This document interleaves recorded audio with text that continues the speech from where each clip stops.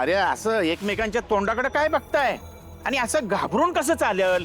मुखवट जर साफ नाही झालं तर उत्सव कसा होईल? मग तुम्ही घ्या ऍज अ सरपंच. घ्या घ्या घ्या घ्या घ्या. ऍज अ सरपंच मी घेतली असती जबाबदारी, पण त्याच्या अगोदरच माझ्यावर एक मोठी जबाबदारी दिलेली आहे. खरं खरं सांगा की बेलाय तुम्ही म्हणून जबाबदारी घेतली तर जीव जाईल. होय, आणि मुखोटा साफ करायचा इतिहास लय बेकार आहे. ज्यानं मुखोटे साफ केलेत ना तो जित्ताच नाही राहिलेला.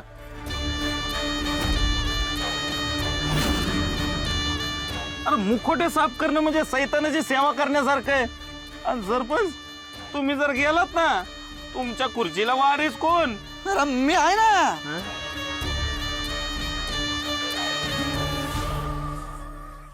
आर्याचा काटा काढण्याची हीच चांगली संधी आहे. अशी संधी सोडता कामा नये. मी घेते जबाबदारी.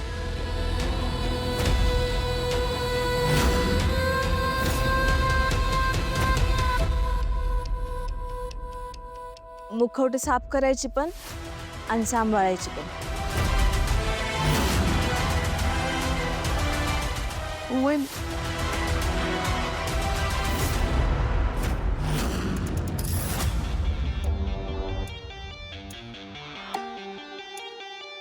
साहेब अरे त्यांना घेऊन का आलेत? अरे मी तुला तिची विचारणार होतो आता. बस दादा, मला नाही थांबायचं इथे.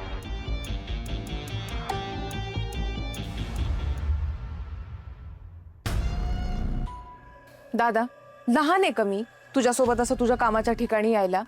कोण करतं असं? मी करतो असं, मी करणार असं.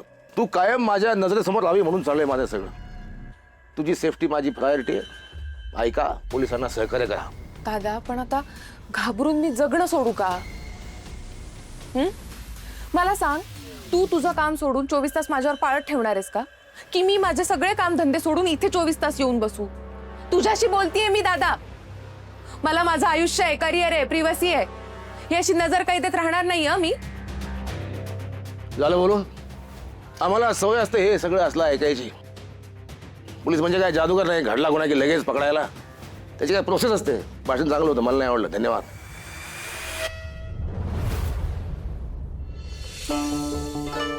ऊस पेरला आणि कापूस उगवला अशी गत आहे. इतके दिवस तो भामटा होता, आता ही पोरगी पण घरादाराच्या हात धुवून माग लागली. ही घरादाराची वाट लावणार बघा तुम्ही एक दिवस. काय या लालीला अवदसा सुचली काय माहिती? कशाला मुकोट साफ करायला हो म्हणायचं? नाही नाही, हिला आहे ना पुढं पुढं करायची सवयच आहे आधीपासनं. रंजे, अगं तिला तरी काय माहित ग, हे समजा किती भयानक आहे ते. अगं मग विचारायचं ना नवऱ्याला, तोंड काही शिवलं होतं का? नवऱ्याला विचारायला गोपाळला तरी माहिती पाहिजे की नाही? आत्या, आतापर्यंत ज्या ज्या लोकांनी मुखवट्याची जबाबदारी घेतली ते गेले, म्हणून मला काय होईल असं नाही ना. आजवर जे घडलं तो योगायोग पण असू शकतो. होय का?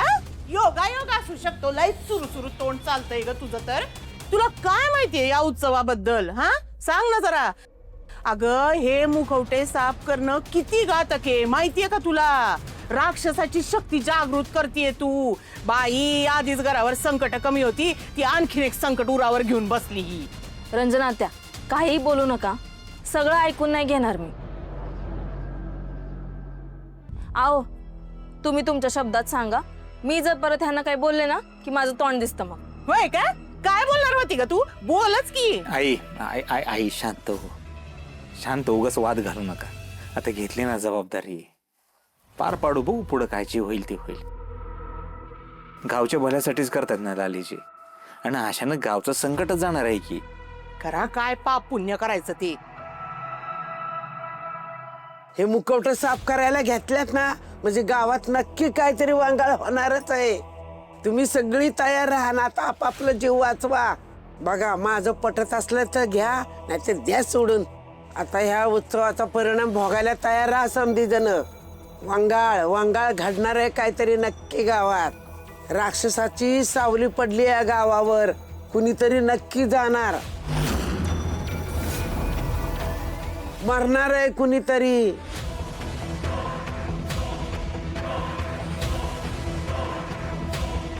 आतापर्यंत म्हातारी बोलली ते सगळं खरं ठरलंय.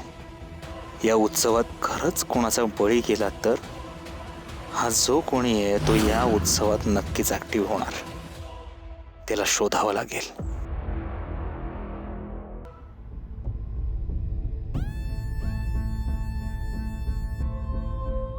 हिला पण काय हौस आहे नसती भांगड गळ्यात पाडून घ्यायची. आता ह्याच्यामुळे मला उगाच सगळं करावं लागणार. लालेजी, घरातली माणसाची काय बोलत का नाही त्याला तुम्ही अजिबात घाबरून जाऊ नका. काही टेन्शन नको घेऊ. मी आहे तुमच्या बरोबर. माझा विश्वासच नाही बसत आहे. का? मला असा नवरा मिळालाय. तुम्ही सगळ्यांसमोर माझी बाजू घेता, माझ्या पाठीशी उभं राहता. अजून काय पाहिजे मला? जगातल्या प्रत्येक बाईला आपल्या पाठीशी उभा राहणारा नवरा पाहिजे असतो. मला तो मिळालाय. खरंच लय भाग्यवान आहे मी. तुमच्या मनापासून आभार. अहो लालेजी, आभार नसतात मानायचे.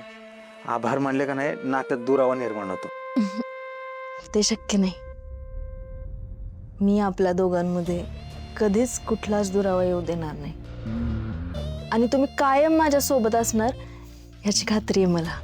मी कायम तुमच्या सोबत असेन. शब्द आहे माझा. किती प्रेम करता ना माझ्यावर. काय हो, घरचे म्हणतायत तसं त्या उत्सवाच्या दरम्यान मला काहीतरी झालं, मी मेले, तर काय कराल तुम्ही?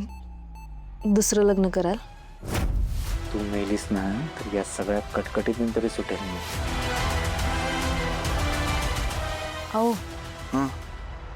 मी काहीतरी विचारलं तुम्हाला, सांगा ना. लालेजी, अहो काय बोलतोय तुम्ही? तुमचं तुम्हाला तरी कळते का? विचार करा जरा बोलताना. अहो तुमच्याशिवाय एक क्षण सुद्धा नाही जगू शकत लालेजी.